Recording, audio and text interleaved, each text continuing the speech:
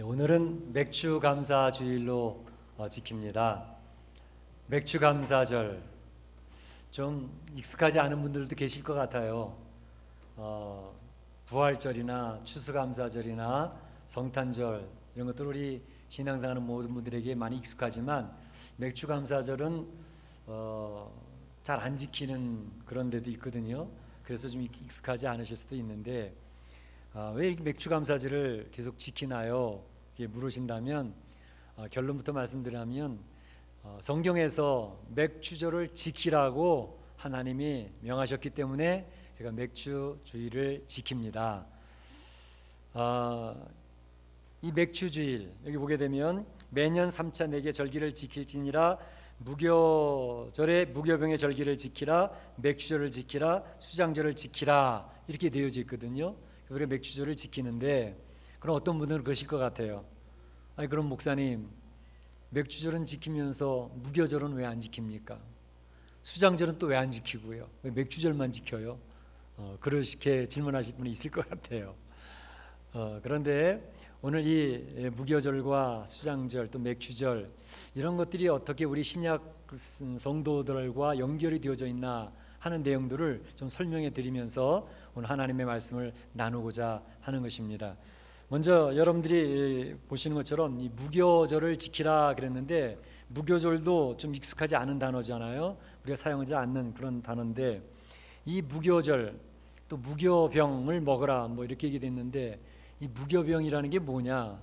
뭐 콜라병도 아니고 사이다병도 아니고 무교병 무슨 유리병인가 이게 뭐야? 그렇게 생각하실 분이 계시는데 여기서 병이라고 하는 것은 유리병 그걸 얘기하는 게 아니라 떡병자를 이야기합니다. 떡병자. 그래서 무교병 그러면 이 교는 바로 이 발효시키는 누룩을 이야기합니다. 그러니까 누룩이 들어가지 아니한 떡, 누룩이 들어가지 아니한 떡을 무교병이라 그러고 그 무교병을 먹으면서 지키는 절기를 무교절이라고 그럽니다.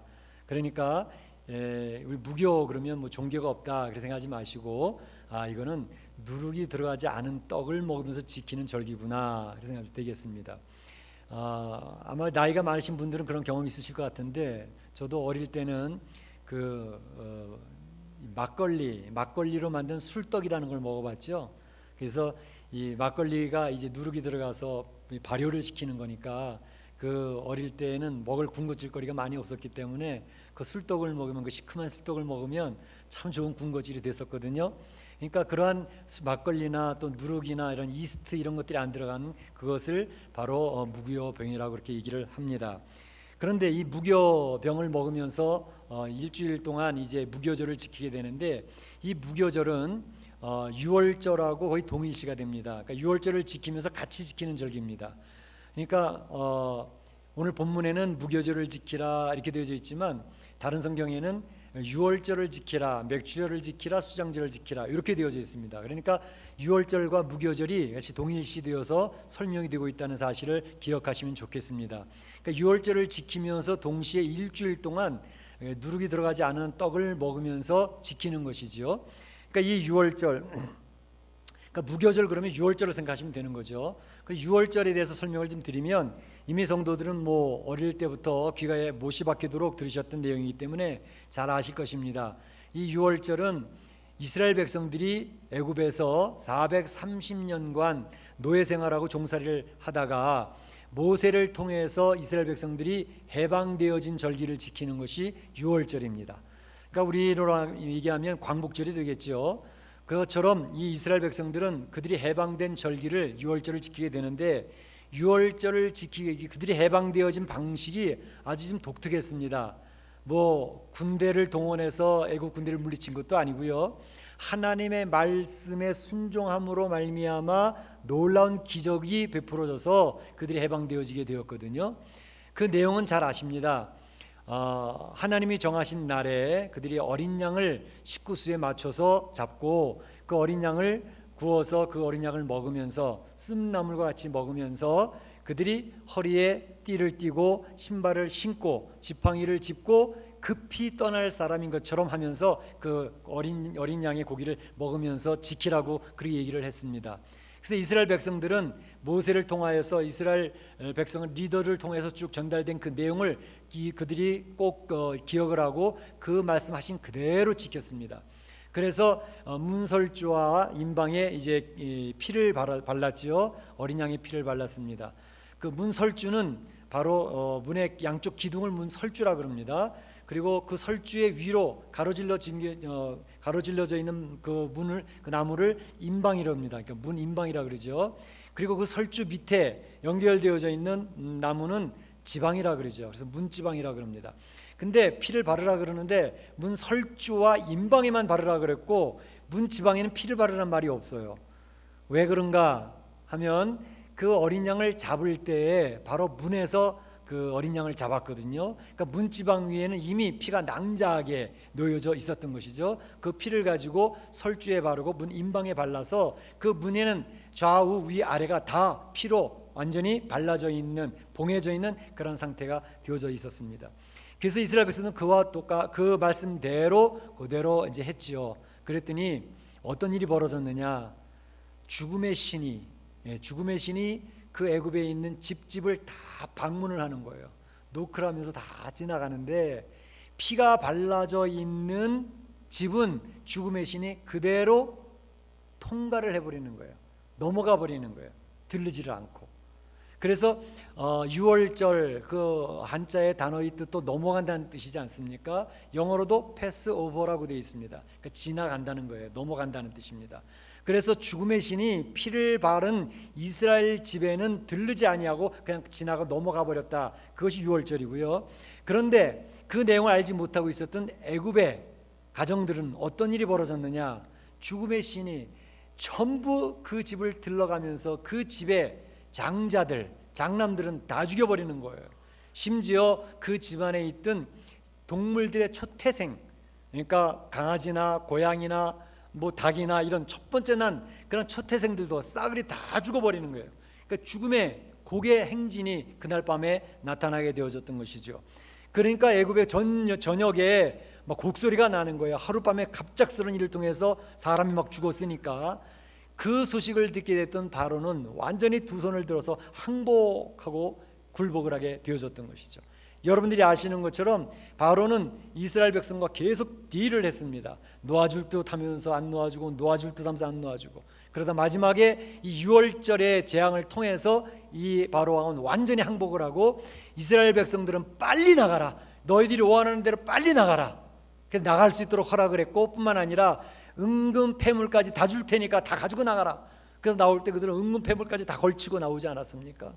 이 하나님의 놀라운 역사가 있었던 것이 유월절의 사건이었지요.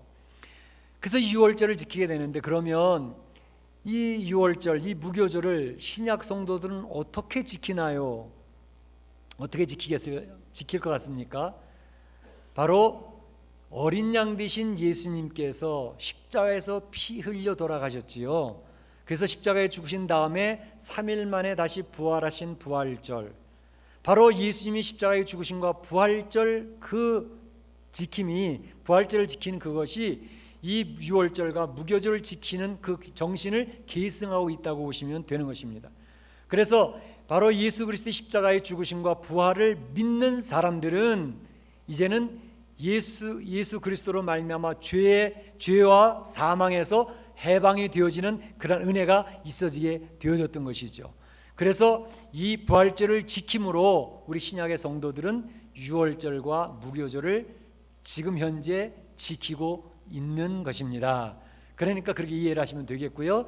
두 번째로는 그럼 수장절은 우리가 어떻게 합니까? 수장절에 대해서 잠깐 설명을 드리면, 수장절은 1년 농사를 짓고 이제 그 열매들을 거두게 될 때에 이스라엘 백성들은 자기 집 앞마당에 텐트를 칩니다.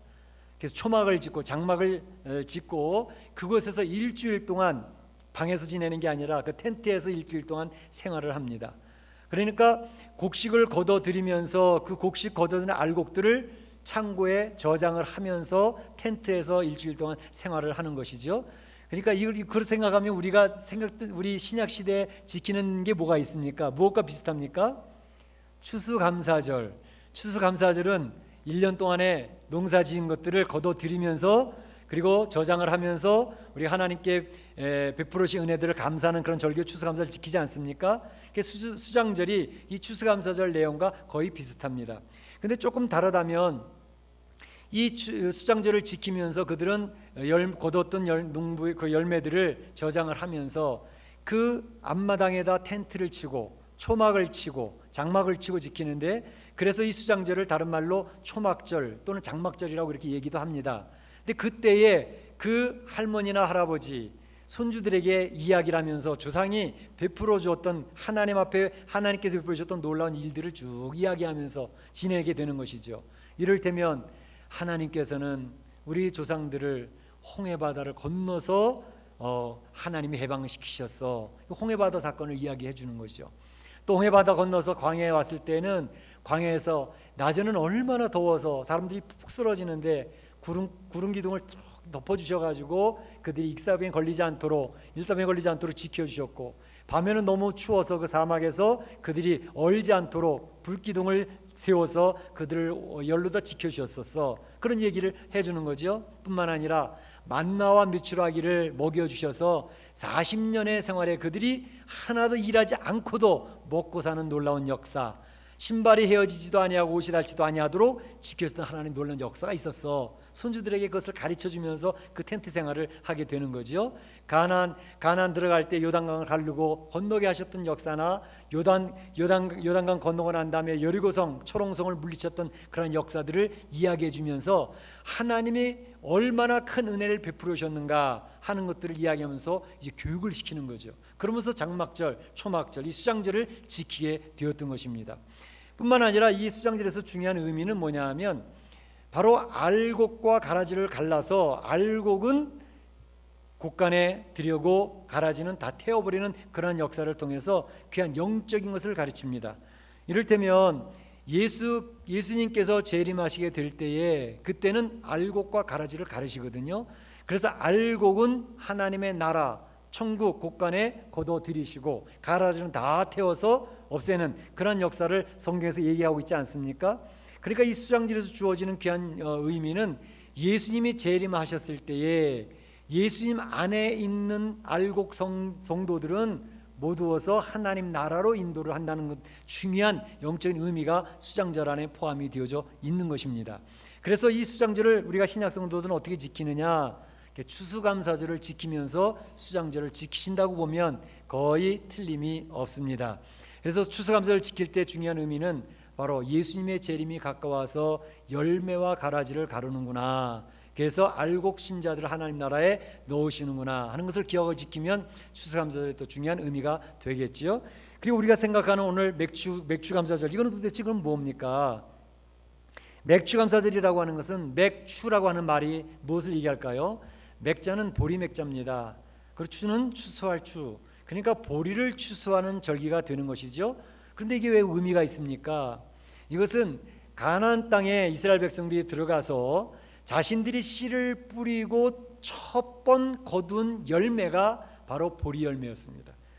그래서 그들이 가나안 땅 들어서 첫 번에 씨를 뿌리고 거두어서 보리 열매를 가지고 하나님 앞에 감사의 절기를 지키게 된 것이죠. 하나님께서 이 맥주절을 꼭 기억하여 지키라 이렇게 말씀하시게 된 것입니다.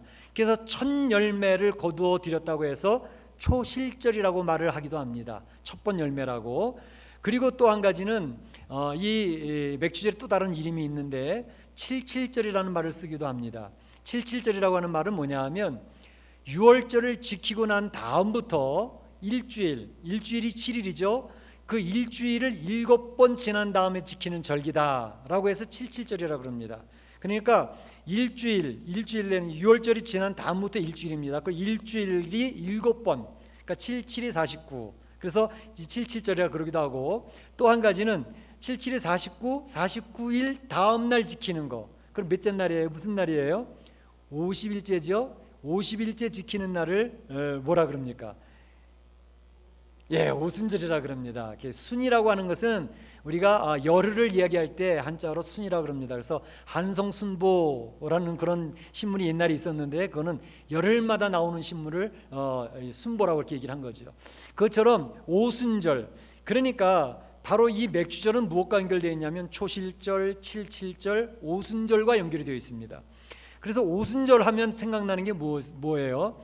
바로 성령이 마가의 다락방에 강림하심으로 말미암아 그 일로 인해서, 성령 강림으로 인해서 예루살렘 교회가 첫 열매로 탄생하게 된 것이 성령 강림날이거든요. 오순절이거든요.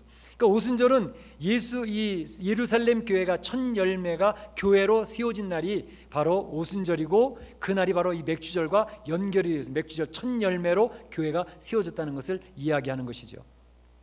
그러니까 우리가 맥주절을 지킨다 할 때에 중요한 것은 하나님께서 우리에게 첫 열매를 주신다 하는 것을 기억하고 지키는 절기입니다. 그러니까 1월 달부터 6월 달까지 하나님께서 우리를 지켜주시고 돌봐주셔서 우리 신앙에 귀한 열매들을 맺을 수 있게 해주신 거 감사합니다. 그래서 우리 7월 첫 주에 이 맥주절을 지키고 있는 것입니다. 그럴 뿐만 아니라 첫 열매로서 예루살렘 교회가 탄생했잖아요. 그러니까 교회를 지켜주시고 교회를 세워주시는 하나님의 은혜를 기억하는 날입니다. 그러니까 우리 멕시코 한인교회가 어려움도 있고 힘든 것도 있고 20여 년, 이제 25주년이 되는데 25년 동안 하나님께서 우리 교회를 지키셨다고 하는 사실을 기억하며 드리는 절기, 이 맥주절입니다. 뿐만 아니라 우리 이제 이 맥주절을 드릴 때 가장 중요한 것은 그 열매라는 의미거든요. 첫 열매. 그래서 우리가 신앙생활을 하면서도 성도들의 마음속에는 하나님, 나 좀 이제 열매 좀 맺으면서 신앙생활 좀 할 수 있게 해주세요 하는 게 성도들마다 다 마음에 그런 열망이 있어요. 갈망이 있어요. 왜냐하면 신앙생활 하는데 보면 별로 하나님 나에게는 신앙생활 지금 내가 10년이 됐고 20년이 됐는데 열매가 별로 없어 보여요. 이제는 제발 좀 열매 좀 맺으면서 살게 해주세요 하는 게 성도들 마음속에 다 있거든요. 그래서 성령의 9가지 열매도 좀 잘 맺으면서 신앙생활 좀 했으면 좋겠다, 그런 생각을 했어요. 그러니까 신앙생활을 하는데 열매 맺는다는 것은 굉장히 중요합니다. 열매를 맺으면 요한복음 15장에도 예수님이 말씀하셨지요. 너에게 열매를 맺으면 하나님께서 영광을 받으실 것이요 너희는 나의 제자가 되리라. 열매를 맺으면 제자가 된대요. 뿐만 아니라 열매를 맺으면 너희가 원하는 것을 무엇이든지 구하라 그리하면 이루리라 그랬습니다. 열매 맺는 성도가 기도하는 것은 기도가 응답이 된다니까요. 그러니까 열매 맺는 성도가 되어진다는 것은 굉장히 중요합니다. 열매 맺음으로 말미암아, 신앙생활에 열매가 있음으로 말미암아 어떤 일들이 벌어지냐면 자기 스스로도 본인으로서도 내가 하나님의 자녀가 맞구나 라는 확신이 오기 시작을 합니다. 내 신앙생활에 삶의 모습이 바뀌어요. 생각이 바뀌어요. 가치관이 바뀌어요. 내 삶의 변화가 나타나는 것을 보면서 내가 예수님을 믿기는 믿었구나, 내가 하나님의 자녀가 맞기는 맞구나, 스스로가 자기가 하나님의 자녀인 것을 느끼게 되는 것이 내 삶의 열매가 맺힘으로 확인할 수 있는 부분이에요. 뿐만 아니라 그것을 통해서 주변의 성도들도 저 사람의 신앙에 변화가 생기고 열매가 맺히는 걸 보니까 분명히 하나님의 백성 맞네, 이 증거가 되는 거예요. 그래서 성경에서도 우리는 예수님을 믿어서 구원받은 백성 맞아요. 예수님이 나의 구세주가 되시고 나의 죄를 위하여 죽으셔서 3년 다시 살아나신 그 예수님을 내가 영접했습니다. 내 세례를 받았습니다 했는데 이제 열매 맺는 기간까지는 어떤 사람은 빨리빨리 맺는 분도 있고 어떤 분은 10년이 됐는데도 전혀 변화도 없고 그대로인 그런 모습들도 있을 수 있어요. 그럼에도 불구하고 그분들도 하나님의 자녀된 건 맞아요. 그런데 구원받은 백성인 것을 성경에서는 무엇이라 얘기하냐면 너희의 구원을 두렵고 떨림으로 이루라 이렇게 얘기를 합니다. 구원받은 백성인데 구원을 이루라고 얘기를 하고 있어요. 또 너희 구원받은 것을 확증하라 이렇게 얘기를 하고 있습니다. 그게 무슨 얘기일까요? 구원받은 하나님의 자녀된 것을 스스로가 알아가기 시작을 해야 돼요. 그리고 다른 사람에게도 그 하나님의 백성인 것이 드러나기 시작을 해야 돼요. 그 방법은, 그것은 무엇이냐면 열매를 보아 알지니 그랬잖아요. 그 삶의 열매가 나타나면 본인 스스로도 내가 변화되는 거 보니까 하나님 자녀가 맞네. 옛날에는 내가 술고래였는데 술 맛이 없어서 술 먹고 싶지도 않아. 담배도 가까이 오면 왜 이렇게 역겹고 그러면 안 좋아? 뭐 이런 것들, 그걸 통해서 내가 믿기는 믿는가 봐. 본인 스스로가 알게 되는 거죠. 그것보다도 술 담배 한다고 구원 못 받는 거나 그러진 않아요. 그게 구원과는 전혀 상관이 없습니다. 그러나 삶의 변화 속에서 나타나는 것을 본다는 것이죠. 그래서 이 열매 맺는 것은 굉장히 중요한데 열매 맺는 신앙생활은 무엇과 연결되어 있냐면 성령 충만과 연결되어 있습니다. 성령 충만한 성도들, 말씀을 묵상하고 하나님 앞에 무릎 꿇고 기도하는 성도가 되어지기 시작을 하면 성령 충만이 임하기 시작을 합니다.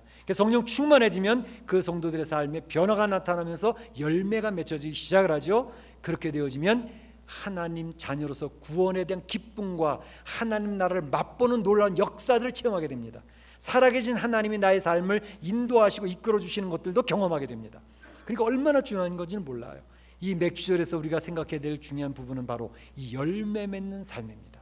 그래서 우리가 여러 절기들이 있는데요, 바로 성탄절은 예수님이 하나님 되신 예수님이 육신의 몸을 입고 오신 절기, 또 이 부활절은 그 예수님이 십자가에 죽으시고 부활하신 그 절기, 맥주절은 바로 성령의 임하심으로 첫 열매 맺는, 그래서 교회가 생기고 성도들이 열매 맺는 것을 갈망하는 것을 기억하는 절기, 그리고 수장절은 바로 한 해의 모든 것을 마치면서 열매 맺은 것에 대해서 저장하는, 그래서 예수님의 재림하실 때에 알곡과 가라지를 가르는 것을 기억하는 절기. 그래서 교회에서 지키는 절기들은 이와 같이 굉장히 의미들이 있습니다. 우리가 절기를 1년마다 그냥 한 번씩 지키는 거야, 한 번에 그냥 행사로 끝나는 거지 하면 의미가 없어집니다. 우리 절기를 지킬 때 하나님께서 우리에게 베풀어 주셨던 놀라운 일들, 그것들을 기억하는 것이 절기입니다. 우리가 성찬식을 오늘 하는데 성찬식도 우리 주님께서 이것을 기억하여 지키라고 말씀하셨잖아요. 기념하라고 말씀하셨잖아요. 예수님이 어떤 일을 행하셨는지 기억하는 게 중요합니다. 이 절기를 지킴으로 하나님 우리에게 행하신 일들을 자꾸 기억하고 묵상하는 게 너무너무 중요한 것이 절기를 지키는 것입니다. 그리고 또 한 가지는 앞으로 이와 같이 하나님이 나를 지켜주시고 은혜로 나를 보호하시고 연약하고 부족하고 늘 넘어지고 쓰러지는 존재이지만 지금까지 에베네셀로 도와주시고 붙들어 주신 것처럼 앞으로도 나를 지켜주시고 보살펴 주신다는 확신, 그것을 열망하는, 그것을 기대를 가지고 지키는 것이 절기라는 것을 말씀드릴 수가 있겠습니다. 오늘 사랑하는 성도들이 이 맥주 감사절 지킬 때 저건 뭐야, 그렇게 지나가지 마시고 이 절기를 지키면서 중요한 의미가 있다는 사실을 기억을 하시고 우리 교회를 세워주신 하나님, 내가 열매 맺기를 원하는 열망을 가지고 지키는 맥주 감사주일이 되어서 하나님 앞에 잘했다 칭찬받는 우리 성도들이 다 되실 수 있기를 주의 이름으로 축원합니다. 이 시간에는